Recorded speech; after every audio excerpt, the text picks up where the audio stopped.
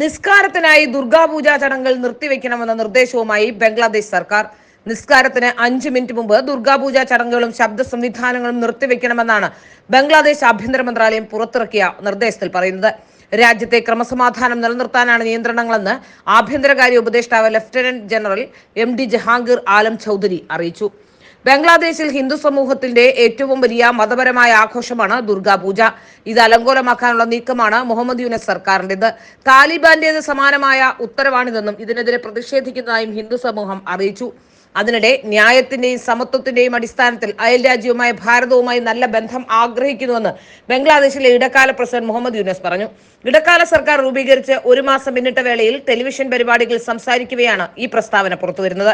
ഇടക്കാല ഭരണത്തലവനായി സത്യപ്രതിജ്ഞ ചെയ്ത ശേഷം പ്രധാനമന്ത്രി നരേന്ദ്രമോദി അടക്കമുള്ള വിദേശ നേതാക്കൾ തന്നെ ഫോണിൽ വിളിച്ച് അഭിനന്ദനം അറിയിച്ചിരുന്നുവെന്നും അദ്ദേഹം പറയുന്നു. എല്ലാ അയൽ രാജ്യങ്ങളുമായി നല്ല ബന്ധമാണ് ബംഗ്ലാദേശ് ആഗ്രഹിക്കുന്നതെന്നാണ് യൂനസ് കൂട്ടിച്ചേർക്കുന്നത്. എന്നാൽ പ്രവർത്തികൾ ഹൈന്ദവർക്ക് എതിരാണ് എന്നുള്ളതാണ് ഏറ്റവും പ്രധാനപ്പെട്ട വിഷയവും.